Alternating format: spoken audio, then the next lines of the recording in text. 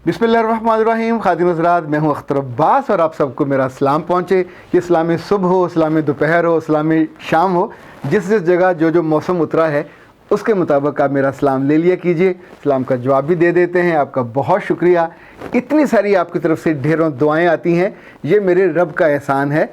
और फिर आपकी नेक दिली और ख़ूबसूरती कि आप किसी अच्छे लफ्ज़ को, अच्छे जज्बे को कदर करते हो, उसको वज़न देते हो। सभी ने कहा कि सर मेरी नंद मेरा मोबाइल बहुत मांगती है और ले लेती है, तो फिर घंटा घंटा लेके बैठी रहती है। मैं क्या करूं, कैसे रोकूं? मेरे बच्चे, ये कितना बड़ा ज़ाफ़कल का सवाल है कि कितना बड़ा कोहे ओहद है जो आपसे उठेगा नहीं। जो आपसे मांगती है आपका मोबाइल, वो आपकी बेटी हो सकती है, वो आपकी बहन हो सकती है, वो आपकी नंद हो सकती है, या कोई भी दोस्त भी हो सकती है। कुछ चीज़ों पे ना करना सीखिए। अपना टॉवल देने पे ना, अपना ब्रश देने पे ना, अपने अंडरगारमेंट्स देने पे ना, अपना टूथब्रश देने पे ना, अपना मोबाइल देने पे भी ना। मैं तो उसमें एक और ना भी शामिल करना चाहता हूँ कि जो आपकी सवारी है इसके भी ना करना सीखिए। जिसको जाना हो अब तो बाइकें भी मिल जाता है, उबर भी मिल जाता है और क्रीम श्री भी मिल जाते हैं और बेशुमार चीज़ें हैं। पर आपकी जो बाइक है या आपकी गाड़ी है, जब ये इस्तेमाल होकर वापस आती है तो फिर आप कई दिन डिस्टर्ब रहते हैं। याद रखिएगा, ये हमारी ज़िंदगी में मुरव्वत और बेमुरव्वती के बीच में थोड़ा सा फ़र्क होता है, लाइन बराबर बाल बराबर। मोबाइल के बारे में जब कोई मांगे, देखें तो उसका मतलब है आप अपनी सारी प्राइवेसी ओपन कर रहे हो। वो आपकी गैलरी में जाए, वो आपके मैसेजेस में जाए, वो जहाँ जहाँ आवारा फिरना चाहे वो जाएगी, जाएगा, और फिर उसको भुगतोगे आप। बहुत दफ़ा लोगों के जो हिस्ट्री है उसमें गंदी मंदी मूवीज़ निकलती हैं, सीन्स निकलते हैं, तो फिर वो घबरा के कहते हैं मैंने तो नहीं देखे। अच्छा, चूँकि मोबाइल आपका है, जुमा भी आपका होगा। अब जिसने देखे, छुप के देखे, साइड पे बैठ के देखे, तो हिस्ट्री में तो फिर वैसे ही लाइकिंग आती जाएगी और वैसी ही चीज़ें साइड पे आती जाएंगी। कसूर तो आप ही का माना जाएगा। एक और बात पल्ले से बांध रहे हैं, अपने दफ्तर में हो, अपने घर में हो, अपने तालीमी इदारे में हो, आपकी ज़ात के साथ, आपकी चीज़ों के साथ, आपके पेपर्स के साथ, आपकी पढ़ाई के साथ एक इतना सा डिस्टेंस तो रहना चाहिए जिसको कोई अबूर ना कर सके। बहुत से दोस्तों को लोगों की प्राइवेसी में घुसने का शौक़ होता है, मत अलाउ कीजिए। आप किसी को बताना चाहो या जब बताते हो तो फिर लिमिट कम होती जाती है और अगला बंदा बिल्कुल आपके सीने से लग जाता है और फिर अगली दफ़ा आपके दिल में झांकता है, आपके रूह में झांकता है। आप बताते हो और तंग पड़ते हो।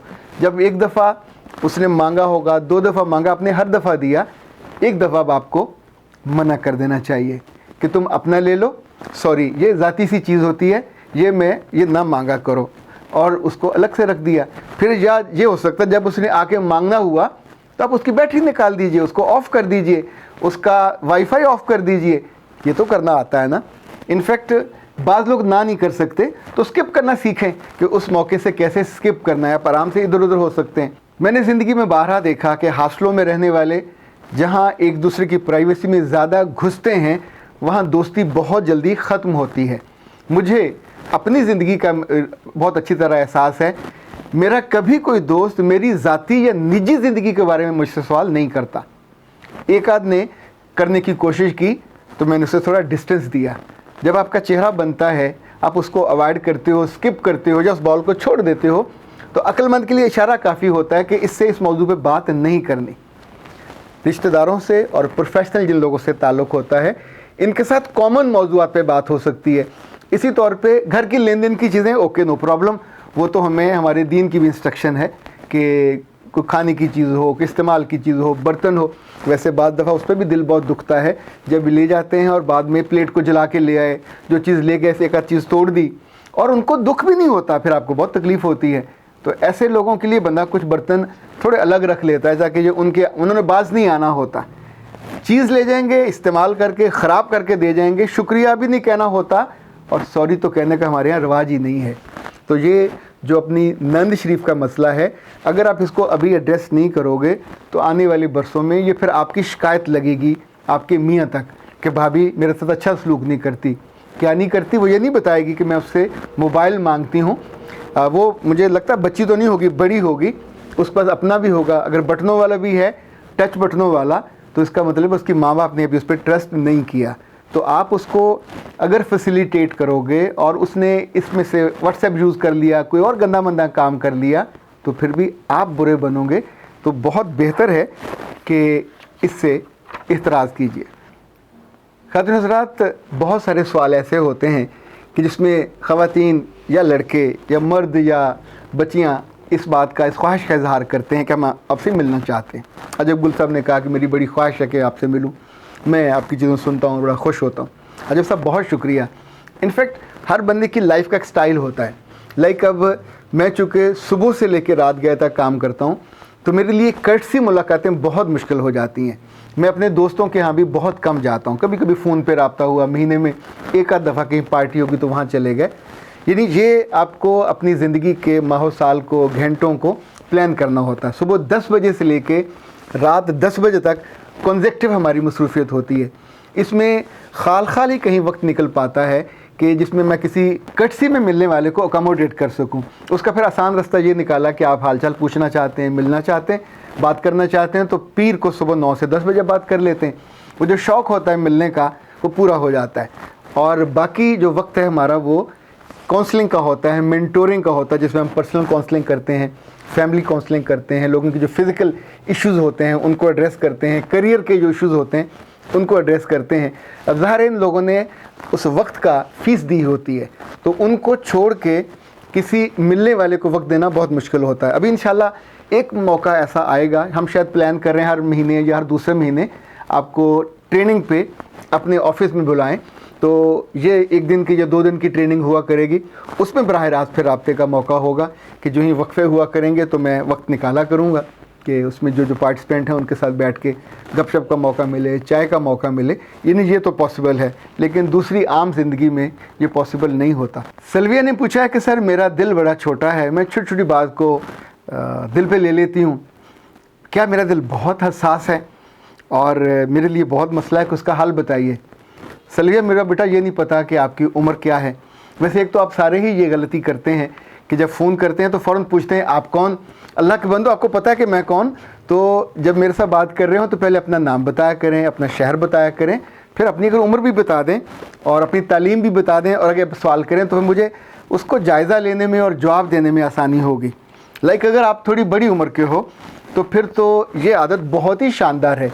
इससे हार्ट अटैक में आसानी हो जाती है, इस पर बीपी बढ़ने में आसानी हो जाती है, इस पे आप बीमारियों को अपने घर आने की दावत देते हो और अल्लाह के फजल से ख़ुद ही अपने आप को ज़िंदगी की पूरी क्वालिटी ख़राब करके बैठ जाते हो।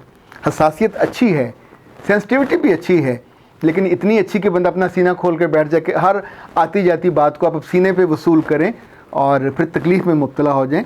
ये दिल इतना सा तो होता है नाजुक, पर आपका दिल तो चिड़ी जैसा है। मैं ये तो आपको नहीं तरीका बताऊंगा कि दिल को बड़ा कैसे करो, पता चले भैंस का दिल बन जाए तो वो फिर ज़्यादा तकलीफ दे होता है, वो बीमारी होती है। दिल इतना ही रहेगा, दिमाग भी इतना ही रहेगा। हाँ, सेंसिटिविटी और हसासियत उसको काबू कीजिए। देखें, पानी जब तक 2 छोटी या बड़ी दीवारों के बीच में रहता है तो अपनी लिमिट में रहता है, तो आप जब जी चाहे जहाँ जिस खेत को देना हो दे लेते हैं। पर जब वो उसकी दीवारें जहाँ पानी की वो टूट जाए, वो एक साइड उसकी कहीं से सुराख हो जाए, नाका पड़ जाए, वो खाला हो, वो नहर हो, वो दरिया हो, तो फिर पानी बेकरां वो वहाँ तक जाता है, तबाही फैलाता है जहाँ उसको नहीं जाना चाहिए। ये जो दिल की ज़मीन है इसकी भी हिफाजत करनी चाहिए। जज्बात को, सेंसिटिविटी को एक हद के अंदर रखना चाहिए, इतना जितना बर्दाश्त कर सके। जो ही बर्दाश्त से बाहर होने लगे तो फ़ौरन लंबे सजदे में चले जाइए, फ़ौरन वो जगह छोड़ दीजिए, फ़ौरन वो बंदा छोड़ दीजिए, वो माहौल, वो एम्बियंस वो छोड़ दीजिए जहाँ से आपको तकलीफ़ हो रही होती। मैं तो इस मामले में बहुत क्लियर हूँ कि अगर किसी फ़ोन से आपको दिक्कत हो रही है कि मेरी बहन मुझे बहुत तंग करती है, मेरा अम्मा बहुत तंग करती है, मेरा फ़लाँ भाई बहुत तंग करता है, और फ़ोन पे वो दिल दुखाता है, तो अल्लाह के बंदे उसने फ़ोन में घुस के आपके कान को तो जो नहीं पकड़ा हुआ ना, फ़ोन को ज़रा परे कर दें। मुझे याद, एक मेरे असिस्टेंट थे, उन्होंने कहीं जॉब कर ली, तो उनके जो बॉस थे, अल्लाह माफ़ करे, वो बहुत बोलते थे, और वो मेरे करीब बैठा हुआ, जब मेरी ड्यूटी के साथ वो होता था तो ज़ाहिर वहाँ वो शाम को जाता था, तो वो कभी कभी मुझसे इजाज़त लेके उसका स्पीकर ऑन कर देता था। तो फिर वो साहब जो बोल रहे होते थे मुसलसल, बिना नुक्ते के, बिना कॉमे के, बिना फुल स्टॉप के, तो मैंने एक आध दफ़ा सुना, फिर उससे कहा अल्लाह के बंदे जब ये इनका फ़ोन आया करे तो आमतौर पे तुम्हें अब अंदाज़ा हो गया कितनी देर बात करते हैं। उन्होंने कहा जी ये 10 से 15 मिनट बात करते हैं। तो उसका हल मैंने उनको ये बताया था कि तुम जब फ़ोन आए थोड़ा सा हेलो हाय किया, फिर फ़ोन को अपने मोटरसाइकिल की सीट पे रख के ज़रा परे को घूमने लगे, कोई और काम करने लगे। 10 मिनट के बाद गए, 12 मिनट बाद गए, उठा के फिर एक दो दफ़ा हूँ किया। अब वो ख़त्म करने वाले होंगे तो उन्होंने अपना गुस्सा निकालना होता है, अपनी जो फ्रस्ट्रेशन है आदत पूरी करनी होती है, वरना आप खुद जहनी मरीज़ बन जाओगे। ऐसी सेंसिटिविटी किस काम की जो आपको जहनी मरीज़ बना दे। ऐसे लोगों से, ऐसी बातों से आप आराम से अवॉइड कर सकते हैं, पर ये ना हो कि आप अपने मियाँ की बातों से अवॉइड करने लग जाओ, फिर मसाइल पैदा हो जाएंगे। अख्तर अब्बास को इजाज़त दीजिए। अस्सलाम वालेकुम।